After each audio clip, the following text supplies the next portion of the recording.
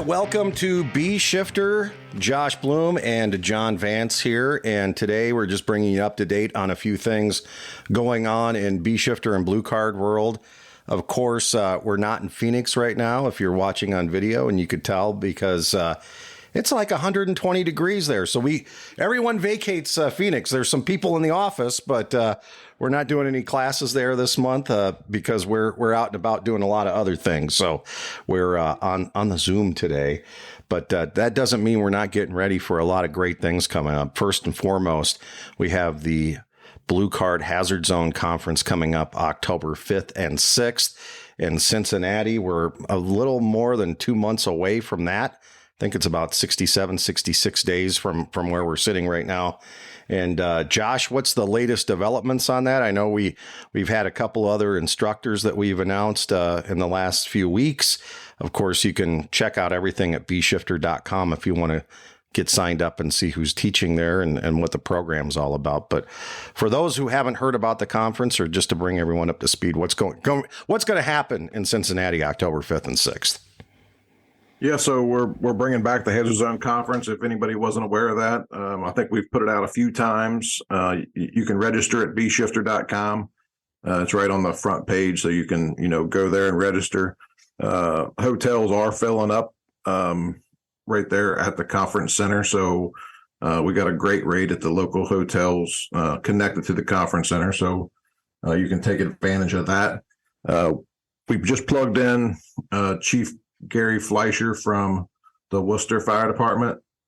He's going to be talking about how did they go about rolling out and implementing Blue Card at their organization, and really, I think give some tips and tricks of how do you go from where your fire department's operating now to rolling it out, implementing it, and really making progress. So we picked up Chief Fleischer.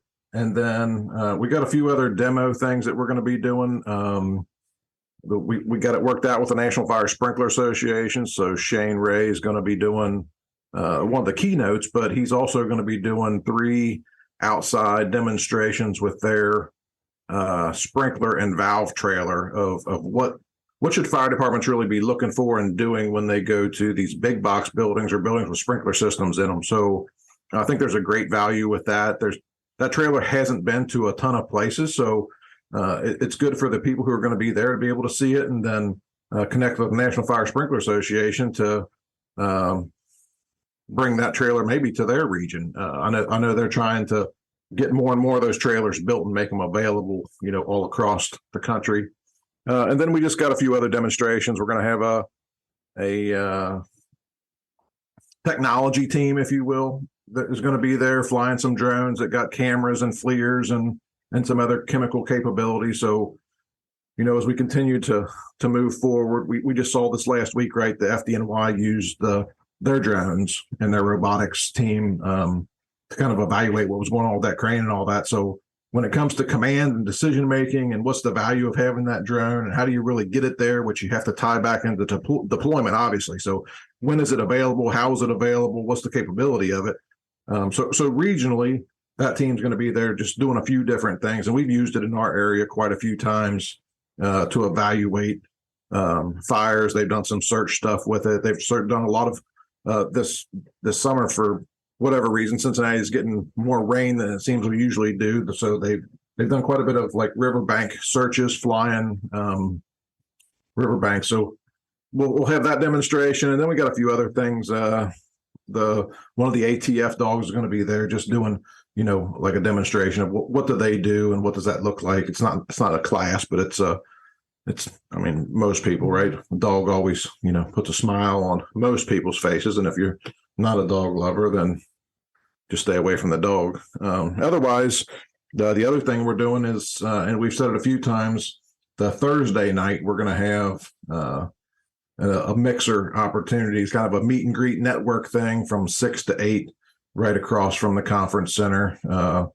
Just some drinks and finger food for everybody can kind of network, hang out, meet friends, connect with people we haven't seen in a while, whatever. So That's kind of what's going on besides the list that we've already talked about. We got some great instructors. So, I mean, the keynote thing, Shane Ray is going to be doing a keynote. We got Chief Lee from FDNY is going to be doing one of our general sessions that, everybody will get to see. And he's also going to do some breakouts. We got Dan from FSRI is going to be doing a general session. And then Nick and Terry are going to do a general session on their silverback leadership. So we've heard that a few times through, I think, the Chiefs podcast, and then Nick's mentioned it a few times. So Terry and Nick have been working on that for a while, trying to repackage so many things that Chief Brunacini did over the years, and bring it back to life, if you will. So everybody's looking forward to that. Yeah, that's going to be awesome. Then Friday, we're wrapping up with a live podcast. We're going to do a recording of the B Shifter podcast and have a panel discussion, an opportunity for people to do a little Q&A and get a nice wrap up of everything that happened in the 2 days and 20 different classes and all the instructors that are there. So it will kind of culminate the event and put a nice bow on it on Friday afternoon.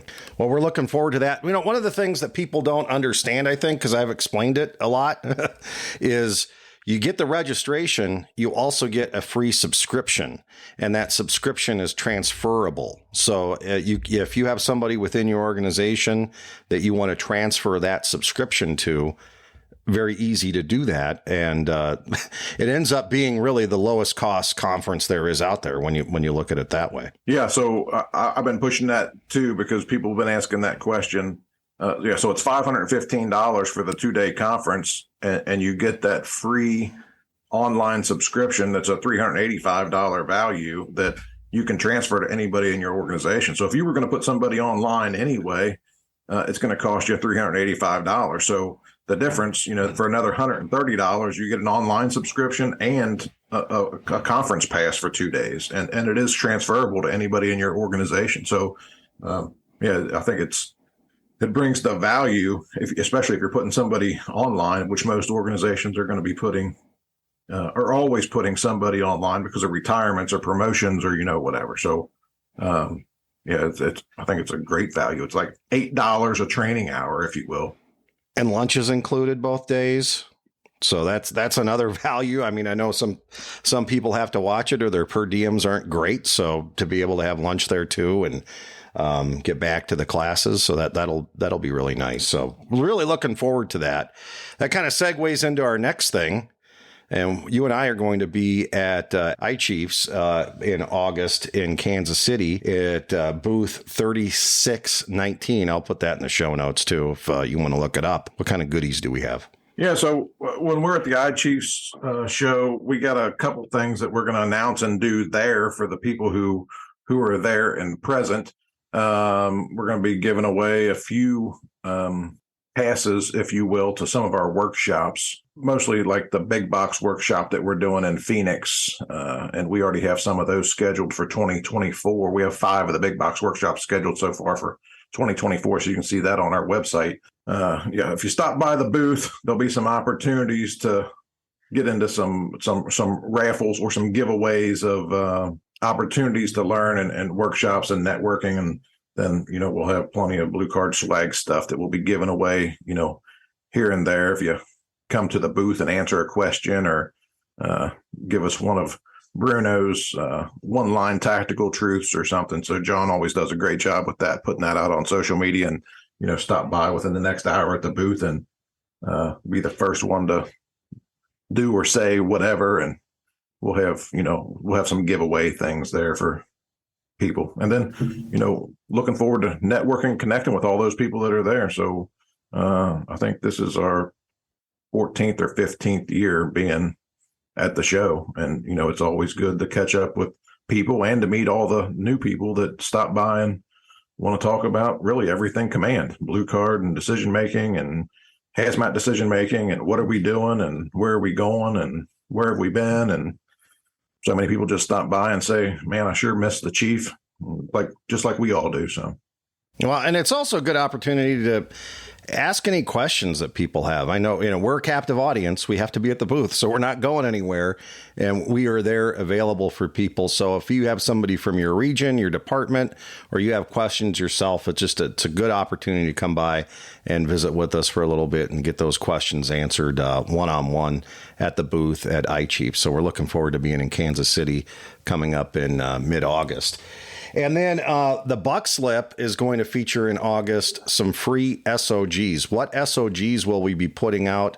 And talk about the whole process of getting these SOGs online, because it seems like, and I've been on like probably 4 or 5 SOG committees during my 30-some year career, and it is always hard to get that starting point on what are we going to start off with. So I think your intention here is to give people kind of a push start, but what SOGs are we going to have? Well, John, I think you're exactly right. The SOG committee thing, it's like you spend a ton of time in meetings, and it seems like oftentimes not much comes out, and there's a gazillion ideas, and how do you really do that? And so often it's really the foundation. Like, where do I even start, and why are we even writing this SOG, and what does it really mean? And then, organizations just end up taking somebody else's, and it's like, well, that's not really what we do, but we have one and it's in there now. And they said we had to have it. So you got something maybe you really don't do. So, our whole thing is Blue Card has had on the Blue Card website for at least 10 years, like a 230-page document that was everything from the SOGs for the 8 functions of command to decision-making to hazardous materials response to Mayday management to responding to violent incidents. There's a bunch of them, but it was really all in the one document. And that document was a Blue Card SOG on the system.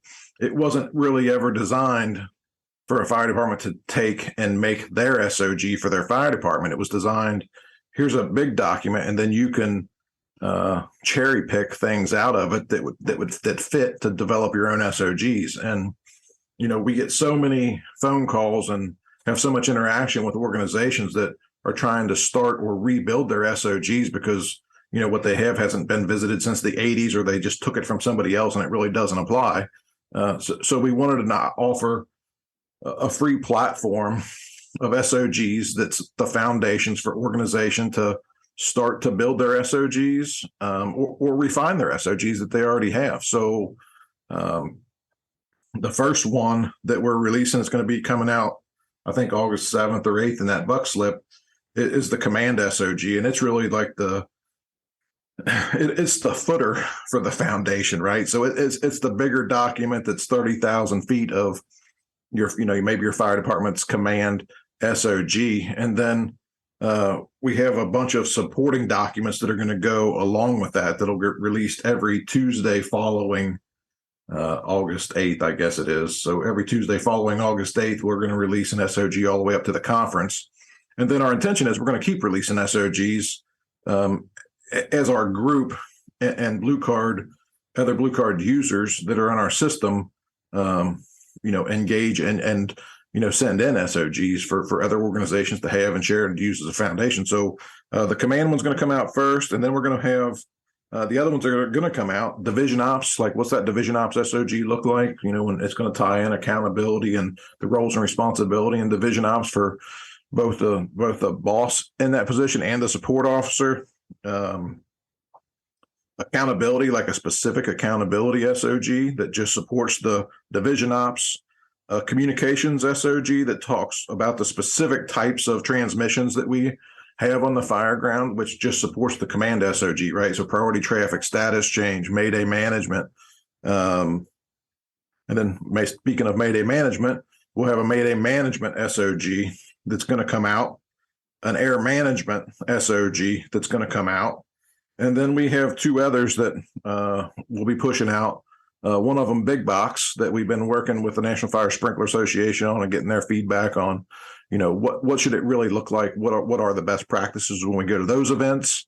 And then lithium ion EV fires SOG that we've gotten some information and feedback from Adam Bowery from FSRI. We had him on the podcast talking about, the lithium ion battery problems and challenges. And then we've had some of the other people that we network with work on that document. So Chris Stewart from Phoenix, did some work with it, and he's pretty connected to some of the events that happened at some of those fixed facilities there in the greater Phoenix Valley. And then some of the other people that we network with and some of the people who are speaking at our conference have given feedback on that. So all these SOGs are a foundation, really, for an organization to start with, and then they can tweak them to make them fit whatever they need and what their needs are within their organization. So it's not a one-stop. It's not probably something that you're just going to adopt and say, I'm going to put my signature on this and send it out.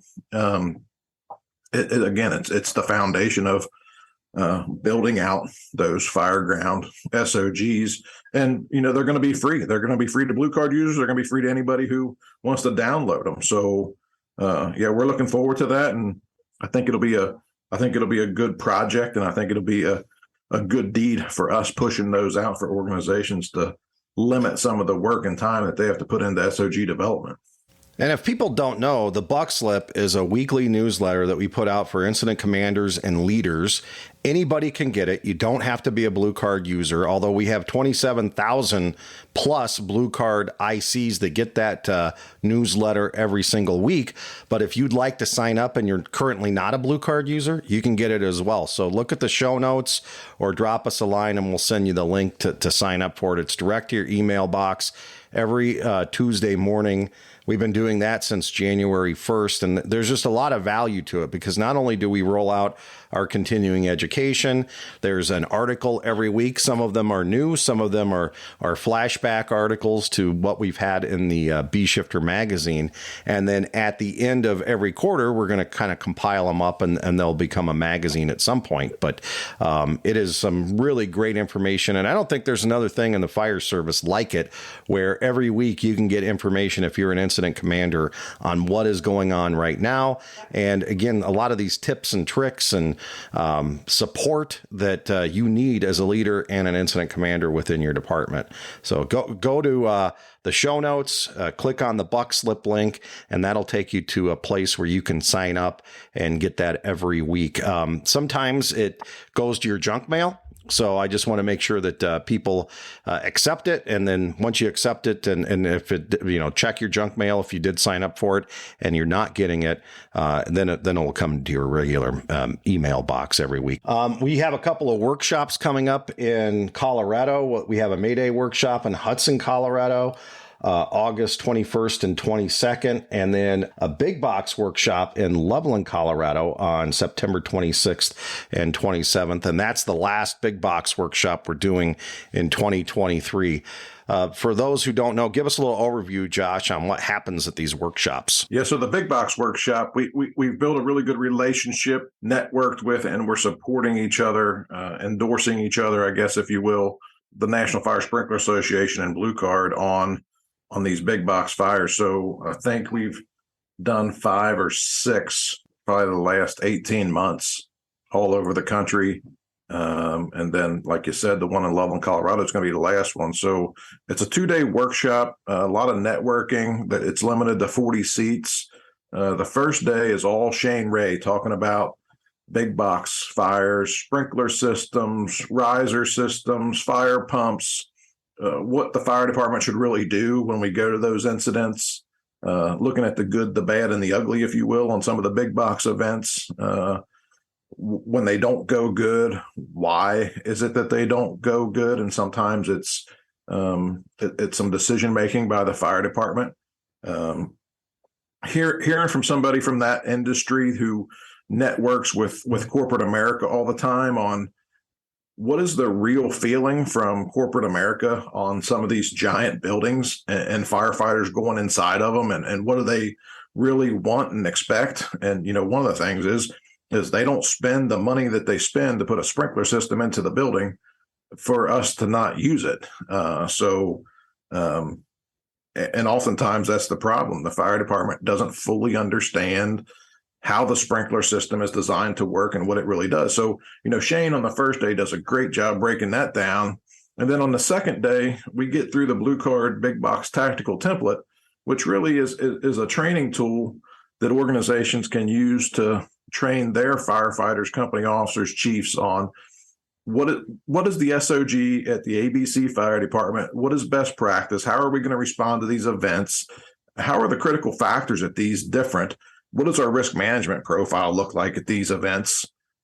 So we get through that tactical template for big box, and Shane usually stays and hangs out with us and always has a lot of input on that as far as one of his favorite lines when you pull up, hook up. And then I think the other thing is, while the firemen were still laying in bed before their boots hit the ground, the sprinkler system was flowing water. So what we need to do is supply the system, right? So it needs a system. So that he always says, sprinkler 15, I'm in here taking a beating.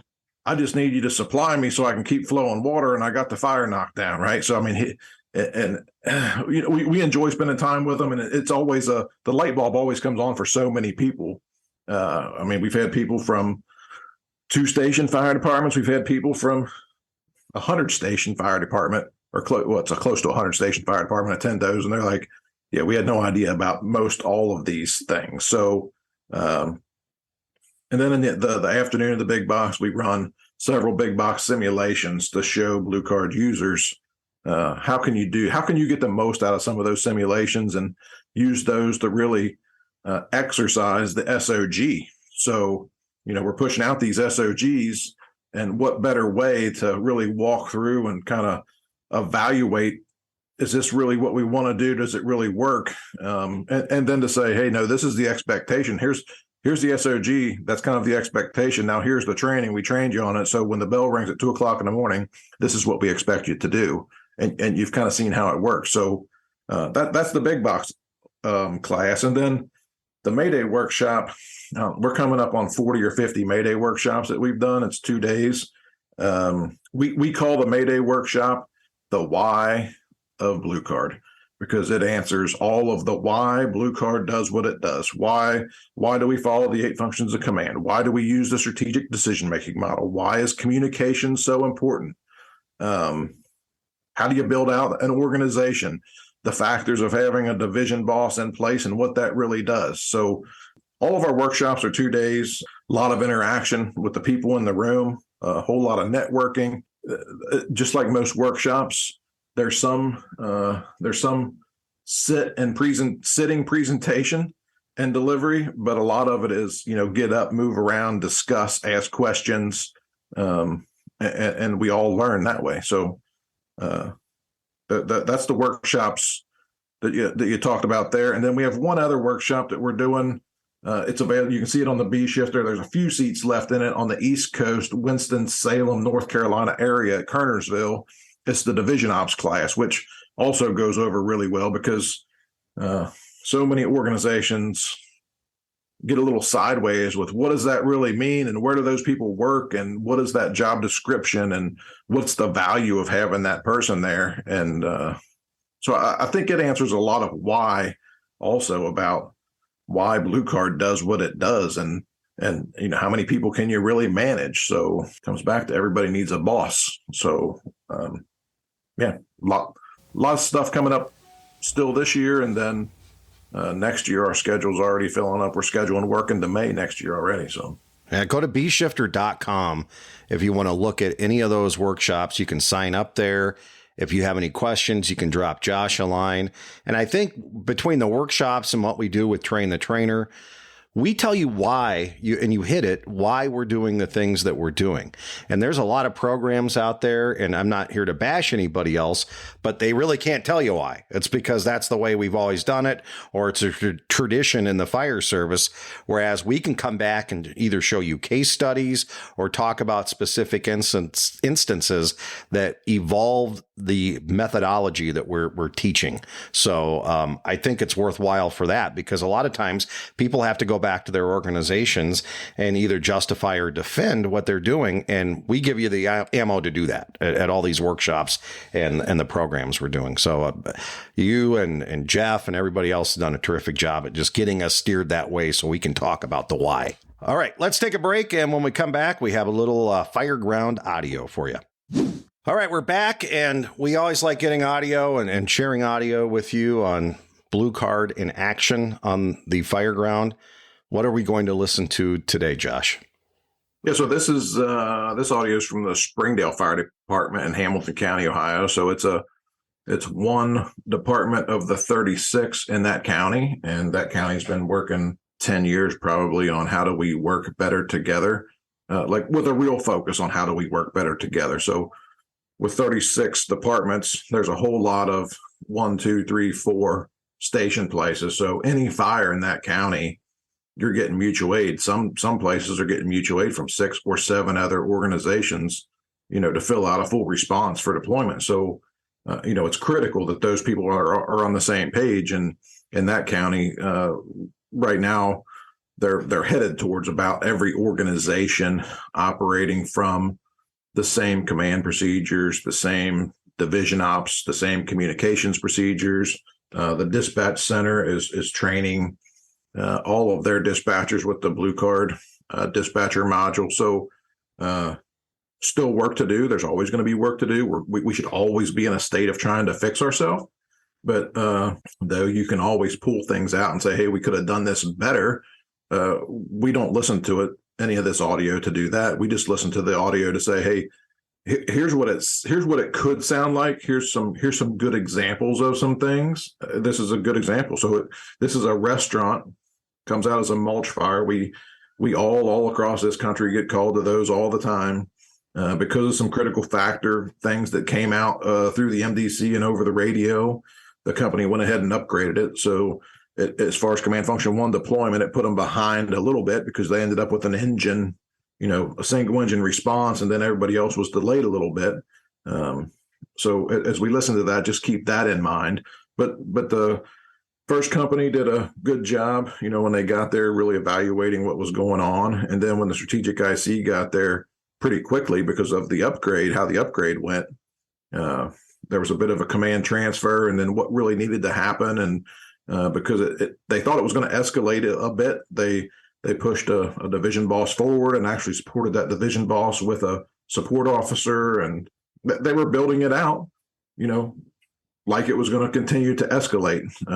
So we can just go ahead and listen to it. 92 reporting. We have a medium restaurant smoke in the restroom. On the Alpha side, Engine 90's got a line making interior attack for fire control. I have command on the Alpha Bravo corner. Lieutenant, can I get a can report on the interior? Open up the wall now. It looks deep from the wall space in between the bathroom and the outside. All right, I'll get you another company as soon as I get somebody. Have the next company in, open up that wall from the outside. Clear and open the wall from the outside. Tower 90, you're going to take the lot right here in front of me. Command from the Tower 90. Go ahead. I need you to get hooks and take that wall out on the exterior right there where it's smoking for the interior crew and communicate your findings. What side of the building? Alpha side, right to the right of the front door. Medic 90, I need you to assist the engineer with the hydrant hookup on Trey County, or Jake Sweeney Way there. Captain Jackson will have Alpha. You'll have Tower 90 and Engine 90 working for you, Alpha. Here, Tower and Engine 90. 9601, level 1. District 86, level 1. District 86, you can come to the command post with me. Clear on that. 9601, I'll keep you, just come up to Alpha, be his aide, be Alpha's aide. Okay, cool. District 42, level 1 stage. Worcester Tower 63 responding. Alpha command, I'm in place. We're starting to open up this exterior wall now. Okay, we got other companies arriving. Let me know what you need. Engine 42, that hydrant is right there. Just bring that forward. We'll get a backup line off your truck to the Alpha side, front door. You can position your engine up here by my car. You're clear. Engine 42 is laying in. Head to the Alpha side. Alpha to Engine 90. Yeah. Most things really good out here. What's your conditions on the inside right now? Quint 86, go ahead and spot out of the way. Bring your crew on deck, Alpha. You still have very nice smoke, Alpha. All right, you're clear on white smoke. Command Alpha. Go ahead. I got Engine 42 bringing a second line to you to the front door. Quint 86 will be your on deck crew. Any other needs? That's it at this point. Quint 86, be sure to bring your air transfer equipment. Medic 90 command, we need a reassignment. Command Alpha, do you want anybody on that roof? You get a roof report? What are your thoughts on that? I don't think it would hurt to get somebody up there with a camera and get a good report. Command to Medic 90, once you guys get your crew assembled, I want you to get a ladder off either the tower or the engine, get a roof report, please. Medic 90 is clear. Getting a roof report. Tower 73 is on 71. Command's clear, Tower 73. We'll leave you level 1 until we have another need. Battalion 70 is level 1. Battalion 7, if you wouldn't mind, get another 360 and see what conditions are on that Charlie side for us. Okay, second 360. Medic 87, level 1. Medic 87, you can position in front of Quinn 86. We'll have you EMS. Medic 87 is clear on position in front of Quinn 86. Command from Alpha. Go ahead. We got it opened up. We're still have to open up a little bit more, but I think we got a pretty good stop on it from out here. Okay. We getting the same report from the interior crew? Yeah, we're saying we got light smoke. I think it's just visual. Okay, once we get that roof report from Medic 90, we can start ventilation. I've got Battalion 70 getting another 360. Yeah, so one thing with all this audio that we use, it's all pushed together. So, it sounds like a ton of stuff happening in a very short period of time. And there was a lot of stuff happening in a pretty short period of time because of how the upgrade went, and there was already a crew working. But that strategic IC was building this out based off the critical factors of the fire. It started outside the building. They knew it was running up in the wall. They had smoke from the roof line. And then when they opened it up, they had active fire in the wall on the outside. And then they requested it be opened up from the inside and the outside.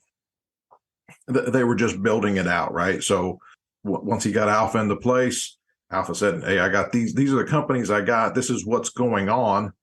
And then just based off of what we regularly would do, right? So there's an attack position there, and a division boss wants 2 deep deployment. So the strategic IC, when they got companies, filled out that position for them.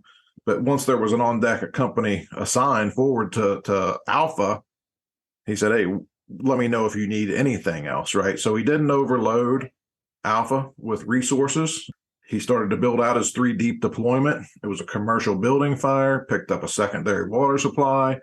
The medic unit, had finished out the water supply for engine 90 and asked for a reassignment. So, he assigned them, hey, just go ahead and get a roof report because he didn't have anybody else at that point to do that work. So it's just the system, right? They were just plugging in and using the system to manage the event based off of the deployment model that they have and the critical factors that they were seeing or hearing about. So with Alpha, that assignment, they did a really good job at letting them know when Alpha was in place. And that's all I had to say is Alpha's in place for everybody to know now. If we're assigned through Alpha, that's who your boss is. That's a really good best practice, right? To let people know when a division boss is actually in the division and ready to take it over. We hear sometimes that doesn't happen, but we teach it with Blue Card, especially with our division ops, that it does happen. Let's talk about getting that division boss in place. In this case, because it's the county I work in, and I know how this went down. Captain Jackson happened to be with the strategic IC, though that isn't a common thing. They were together, and that's why he was able to get him into place real quick, and he assigned him by name because he was with 9002 in his vehicle. So, there was a face-to-face communications right there in the car. Hey, I'm going to make you Alpha, but it still came over the radio. Captain Jackson's going to be Alpha. And then when he got into place, he said, Alpha is into place, and I got engine 90, and I believe he said tower 90 working for him, working on getting the wall open. So now the company's working there, though there was only 2 at that point, had heard 2 different times that Captain Jackson was going to be Alpha, and then heard that Captain Jackson is Alpha. And then the next transmission was Alpha to engine 90, give me a can report.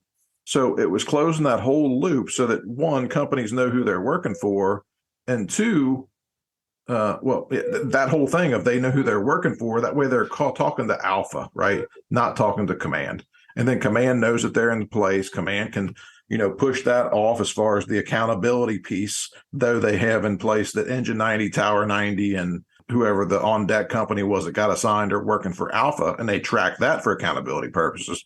That division boss was using the passport system to track those companies in that division. So, that whole division boss thing, the value of that, a little bit closer to the work, they can kind of see what's going on. And it's not literal, as I always say, but that division boss, like feel it, taste it, touch it. And we don't mean that literally, like you're sniffing it and eating it and whatever. But we all know that feeling when you're a little closer to it, you kind of get that you're in a better place to make decisions and support those other companies. And it usually makes strategic ICs feel more comfortable about how the event's going. Because sometimes you're sitting there and it's like, I don't have the best view of what's going on. And I'm not really sure what's happening.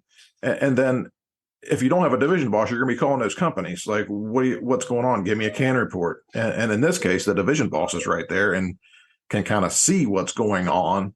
And in some cases can have face-to-face. And in this case, the division boss being in place there, wearing all of their PPE and everything, including, an air pack, if they had to duck their head inside of a door that was within 20 feet of where the interior crew was opening up to kind of get a little better view of what was going on or to communicate with that crew face to face, they could have done that too. So that's why we do what we do in our system.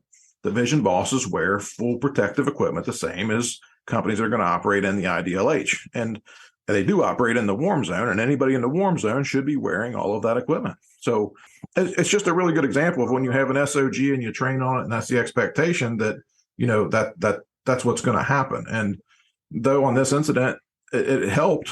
They didn't have to have it, but if it would have escalated, it was already all set up.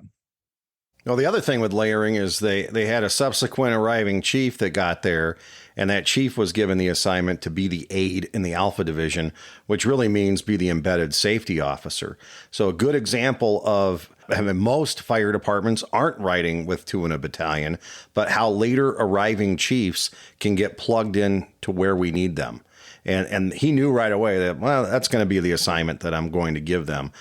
What's the responsibility of that aide when they're told you're going to be the aide for the Alpha Division? Yeah, so the aide is, going to wear all the same PPE, appropriate PPE as that boss that's working in the Alpha Division, and they're going there to support that position. But they have a safety officer, kind of embedded safety officer role with that, kind of eyes and ears of what's going on. They really become the person that's probably going to communicate with the companies that are on deck, making sure on deck companies have their appropriate equipment, that they're right there ready to go, that they're engaged.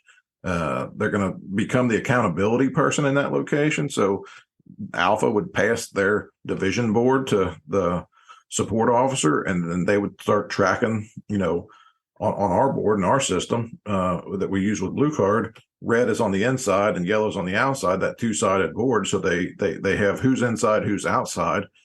They start to track air management. So how long have the companies really been working? And then another set of eyes and ears, right? Like they can kind of step back and look and see what's going on. Just as the division boss is making decisions based off of what they see and communicating on the radio. So the support officer for the division boss is kind of like the support officer or driver that you would have for the strategic IC. And in this case, the strategic IC, told a responding chief, just come to my car. And though they don't travel there together, as soon as that other person got in the car, they hand them their strategic IC worksheet because everybody in this county uses the same one.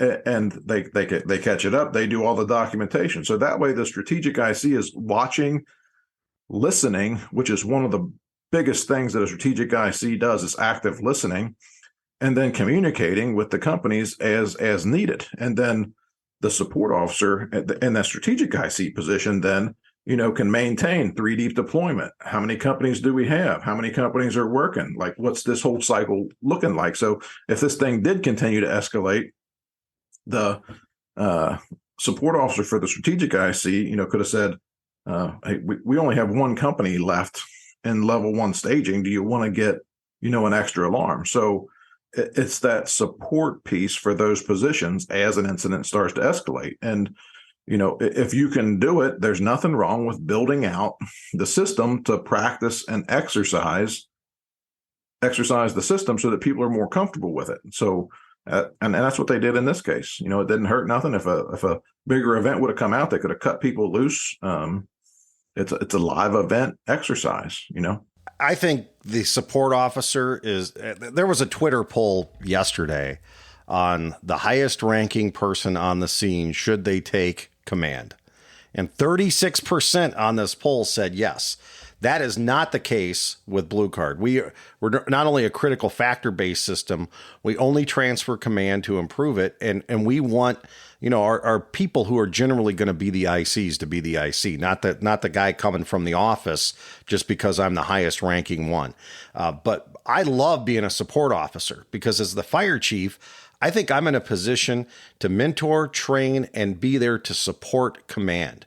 And when I can get in the command post and just help them with a comment here or there, or taking some things off of the IC's plate, whether it's dealing with the power company, dealing with customer service issues, whatever it is, and let them focus on the radio.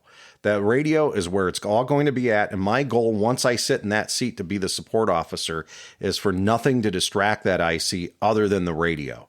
So I try to take all of that and then do that tracking, as you mentioned. Who do they have in level 1 staging? Reminding them, hey, you got 5 companies in level 1 staging. You want to do, and then those other calls are coming in. We just had an incident at one of our high schools, and I was the support officer. And while we were there, we had 2 other calls that we were able to assign not only our own companies, but in one case, a mutual aid company out of level 1 staging to go deal with those other calls that are going on. So I think having a support officer is very powerful. I don't think you should wait until it's the big one to get somebody in the command post, because like everything else that we do, the repetition of being able to get in and making it a routine type thing that you do, so everyone's used to it. Everyone's used to having either a chief officer, deputy chief, however you do it in your system, another BC from another community. If you have a captain, we put light duty captains sometimes. If they're working in the office, they'll go out and be the support officer on the fireground because they're sitting in an air-conditioned vehicle and they're not out and actually on fireground activities. So it is such a helpful role for that IC to have that second set of eyes and ears and someone who's going to be there to support them. And I want them to be a superstar in all of this. And the other thing, this idea of, the chief has to be in charge. Well, what happens when the chief's out hunting or on vacation or sick? We need to build systems that work regardless of who's there, because we could just plug those people in. It's more of the job description rather than the rank. John, so much of that, we use the line all the time, nobody's bigger than the game, right? And so many people get their mind wrapped around that. If I'm not there, it can't be, it's not going to happen, right? And I think we're on the opposite end of that. We want to train people to be able to do the job, right? And, I say all the time, the Blue Card system prepares people who really use it. The first due company officer doing task level work, operating at the tactical level, and early on before the command transfer, the strategic level too. So they're given an initial radio report, a follow-up report, assigning a few companies, and they're working. The system builds those people up to be prepared and comfortable for when they become the strategic IC, right? I mean, that first due company officer, in a lot of cases, has more on their plate than the strategic IC, because by then you're starting to build out and get that support. That first due company officer, is the Lone Ranger, as Chief Garrison has said over and over again. Like, they're doing a lot, but if you use the system, they can do it. And I'm just saying that because people act like the world's going to come to an end if I'm not there. And we've seen some of that even on social media and whatever. Like, oh, if we don't have this position, it's detrimental, and buildings are going to burn down and people are going to die. And it's like, well, then the system's broke, because it's like, how deep is your bench? People should be able to do the work. And I think what you said, right, being able to provide support or be the senior advisor to somebody else to help them grow, I mean, that's priceless, right? It's interesting. But I think it's that mindset, right? It's the way we've always done it. We've gotten away with it. Our term of accidental success, we've just made it work. I don't like the we just made it work or accidental success. I'm not worried. 90% of the time it works. Well, then what about the other 10%? Like that's what I'm worried about, right? What about the other 10%?